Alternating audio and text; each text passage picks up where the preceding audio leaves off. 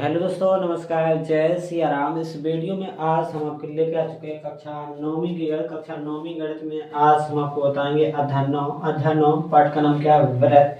और व्रत में हम आपको बताएंगे इंपोर्टेंट क्वेश्चन बताएंगे। आईएमपी जो बिहारी मोस्ट क्वेश्चन रहेंगे उनको लगवाएंगे, सिर्फ उन्हीं क्वेश्चनों को लगवाया जाएगा आपका। और ये आपकी 9.1 है, 9.1 का प्रमेय 9.1 है, आपकी प्रश्नावली 9.1।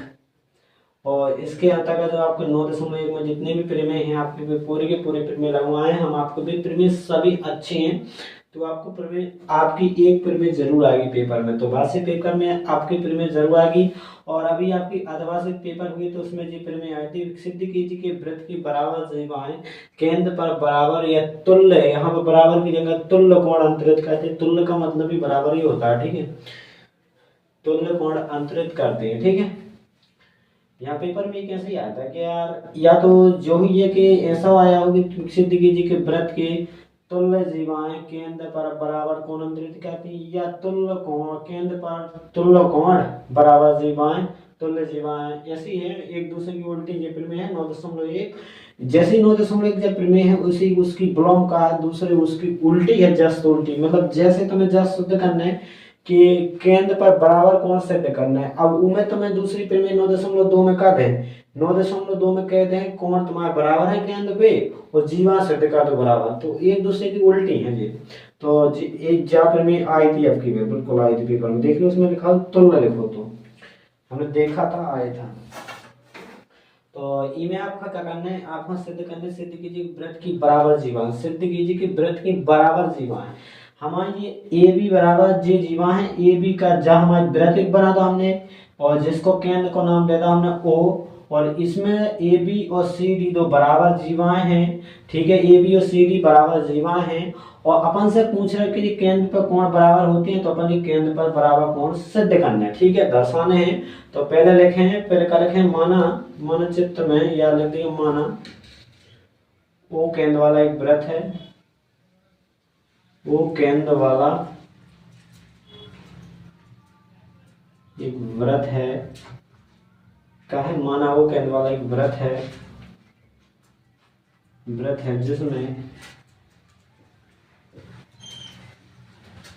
जिसमें का है, जिसमें ए बी बराबर ए बराबर सी डी जीवाएं हैं। मतलब दो जीवाएं बराबर, तो अपन लिख दो माना ए बराबर सी डी, दो जीवाएं हैं हमारी ए बी और सी डी जीवाएं हैं।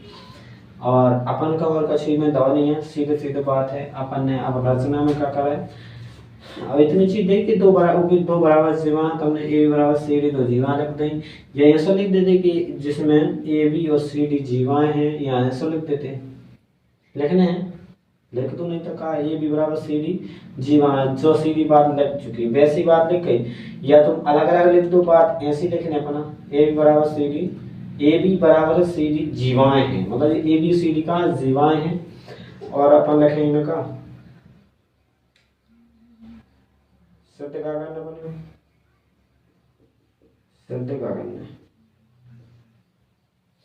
सिद्ध करने बना जब केंद्र पर कर दो।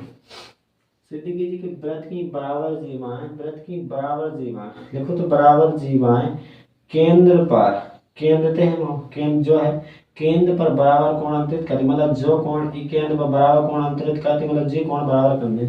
तो हम क्या कर रहे हैं, अब जी ने कहना कि शीर्ष अभिमुख, अब यहाँ शीर्ष अभिमुख नाभिक का जी कोण तो देखा काट है, तो वही कटवा रहे। अब इनकी जी जीवा तो तुम तीछी भी रख सका, लेकिन हम सिद्ध करने बराबर कोण, ठीक है। तो सिद्ध करने बराबर कोण तो लिख दो, हम कहते कोण ए ओ बी बराबर क्या करना है, ए ओ बी बराबर क्या करना है, चलो ए ओ बी बराबर क्या करना है सी ओ डी, जे बराबर हमें करना है, ठीक है। और रचना में हमें क्या कर देना है, रचना हमने अपने मन से क्या करो, हमने केंद्र ओ को ए से और बी से और सी डी से मिलाओ है। तो रचना में लिख दे ओ को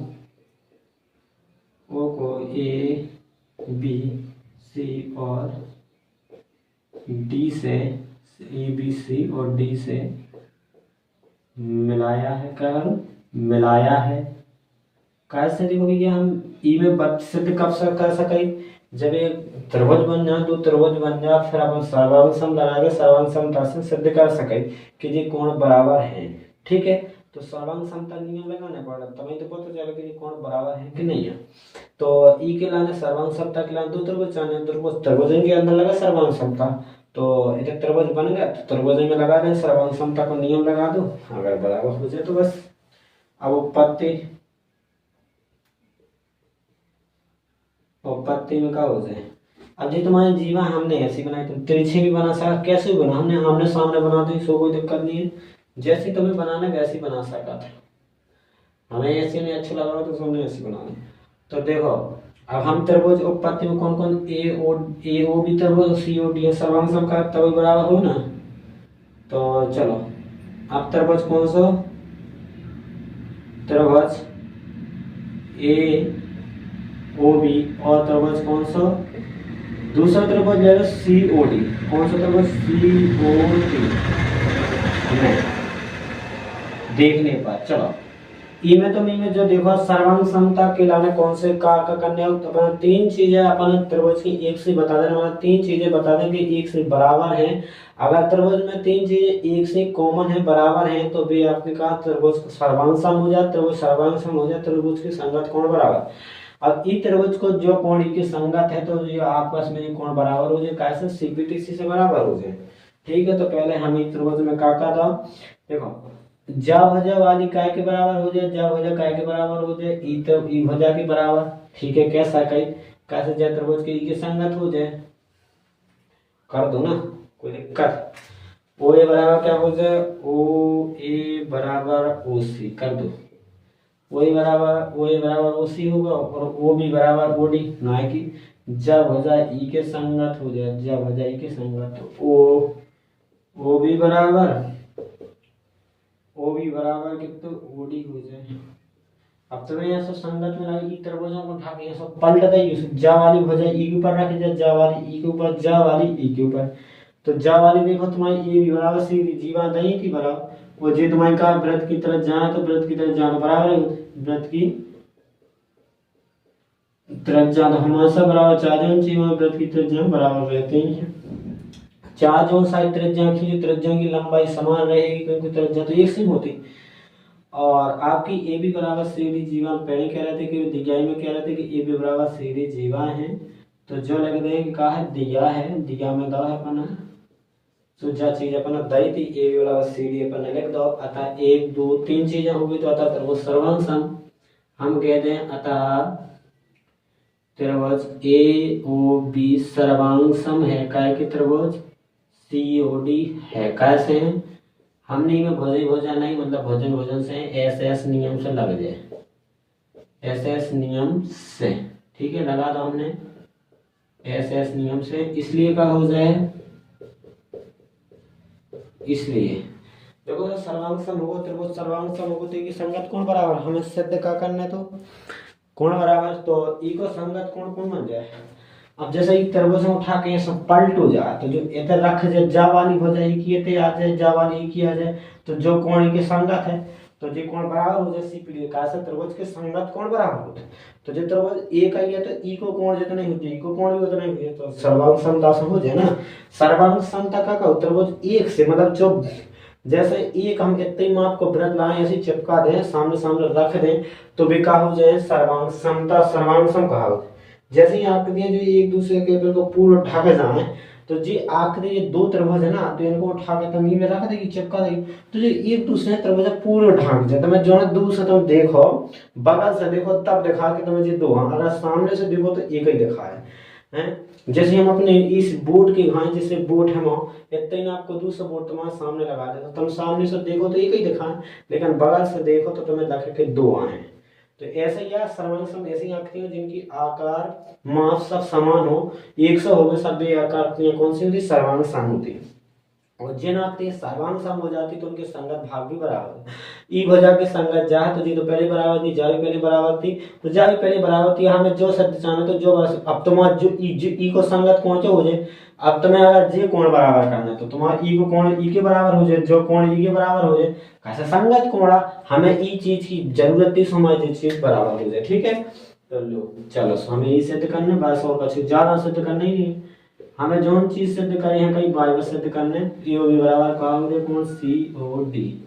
कैसे हो जाए सीपीसीटी, कैसे सीपीसीटी से का सीपीसीटी को मतलब का हो सर्वांग सम त्रिभुजों के संगत भाग बराबर होते। क्या होता है, सर्वांग सम त्रिभुजों के संगत भाग बराबर होते। अब जैसे ई को संगत तो जो हो मतलब जितना कोण जो बने, अगर कोण भी बराबर का हो जाएगा कोण डी हो जाए। का सर्वांग समता संग सिद्ध कर चुके ना, यही तो बात है ना। तो अतः क्यों क्या हुआ सिद्ध होगा, मतलब भी अतः वृत्त के बराबर जीवा केंद्र पर बराबर कोण अंतरित करते हैं। चाइल्ड नेचुरल भी अतः सिद्ध हो चुका है कि वृत्त की बराबर जीवा केंद्र पर बराबर कोण अंतरित कर। तुम लिख रही हो बस, आपको सवाल पूरा हो कंप्लीट हो गए। जब प्रमेय आ जाए तो ऐसे लगाने, और आपकी बहुत छोटी सी प्रमेय है, ज्यादा कुछ इसमें करना नहीं है, सिर्फ छोटी सी इसकी जो आगे की प्रमेय 9.2 है ना, 9.2 में आप लोग देख लो उसमें क्या लिखा है।